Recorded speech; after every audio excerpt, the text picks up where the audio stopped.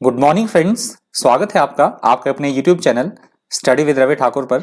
चलिए आज की द हिंदू एडिटोरियल वोकैबुलरी की शुरुआत करते हैं।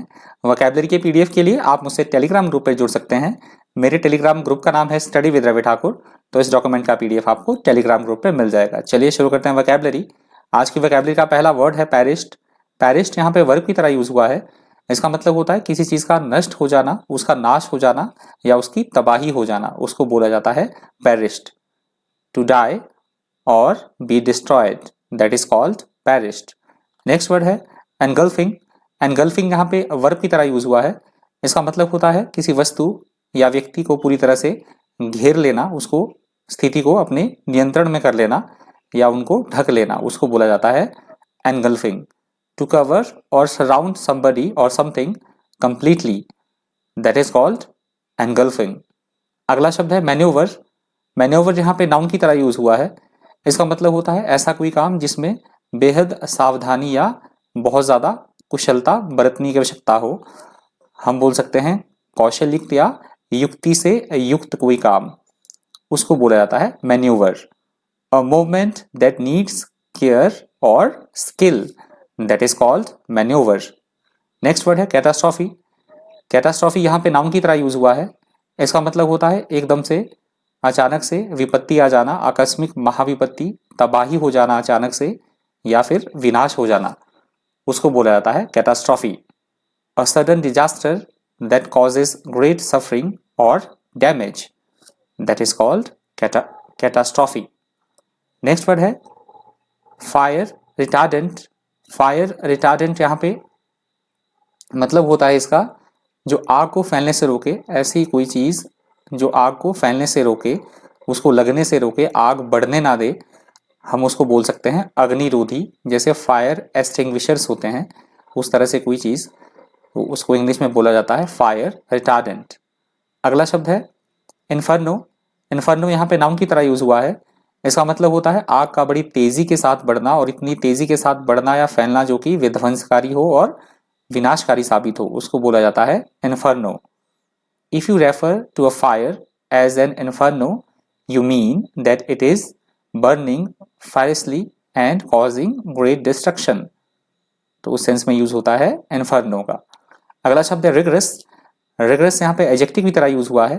इसका मतलब होता है ऐसा कोई काम जो बेहद कड़ाई से किया जाए, बेहद सख्ती से किया जाए एवं जिसमें बहुत ज्यादा सावधानी बरतने की आवश्यकता हो, उसको बोला जाता है rigorous. Done very carefully and with great attention to detail, that is called rigorous. Next word है कॉन्ट्रासेप्शन। कॉन्ट्रासेप्शन यहाँ पे नाउन की तरह यूज हुआ है। इसका मतलब होता है ऐसी विधि जिससे गर्भ को होने से रोका जाए, गर्भाधारण होने से रोका जाए, गर्भाधारण, हम उसको बोलते हैं गर्भ निरोधक, तो उसको इंग्लिश में बोला जाएगा contraception. Contraception refers two methods of preventing pregnancy, that is called contraception. Next word है रेमिफिकेशन। रेमिफिकेशन यहाँ पे नाउन की तरह यूज हुआ है।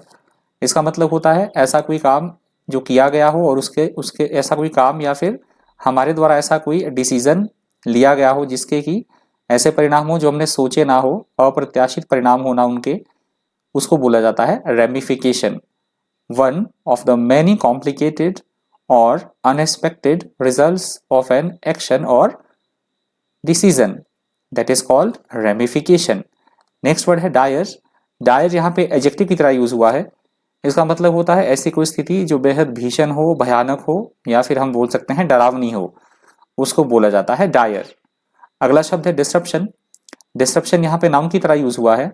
इसका मतलब होता है किसी भी काम में या किसी भी जो प्रोसेस है या कोई काम चल रहा है, कोई प्रक्रिया चल रही है, उसमें बाधा उत्पन्न करना किसी भी तरह की, या फिर कोई समस्या पैदा करना जो कि उसको ना होने दे उस काम को, उसको बोला जाता है डिसरप्शन।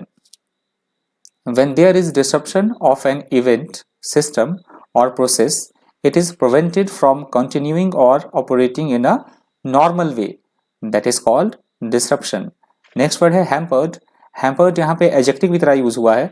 इसका मतलब होता है किए जाने वाले काम में कठिनाई पैदा करना या समस्या पैदा कर देना, जो कि वो काम थोड़ा मुश्किल हो करने में, उसको बोला जाता है hampered. If someone or something hampers you, they make it difficult for you to do what you are trying to do.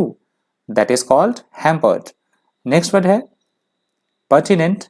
pertinent यहाँ पे एडजेक्टिव की तरह यूज हुआ है। इसका मतलब होता है ऐसी कोई बात या ऐसी कोई स्थिति जो एकदम ठीक हो, उपयुक्त हो या फिर उचित हो, उसको बोला जाता है pertinent. Something that is pertinent is relevant to particular subject. That is called pertinent. और आज की vocabulary का अंतिम शब्द है bolster. bolster यहाँ पे वर्ब की तरह यूज हुआ है। इसका मतलब होता है किसी चीज को सहारा देना या किसी व्यक्ति को की सहायता करना। हम बोल सकते हैं उसको प्रोत्साहित करना या फिर समर्थन करना, किसी को विकास की तरफ ले जाना, उसको बोला जाता है bolster. To support or encourage someone or something to make something stronger. That is called bolster. तो ये आज की vocabulary का अंतिम शब्द था। यदि आपको वीडियो हेल्पफुल लगा हो, इन्फॉर्मेटिव लगा हो, वीडियो से कुछ आपने सीखा हो, तो प्लीज़ वीडियो को ज़्यादा से ज़्यादा शेयर कीजिएगा, ज़्यादा से ज़्यादा लाइक कर दीजिएगा। और अगर आप मेरे चैनल पे नए हैं तो चैनल को सब्सक्राइब करना मत भूलिएगा। तो आज की vocabulary में इतना ही। Thank you, thanks for watching.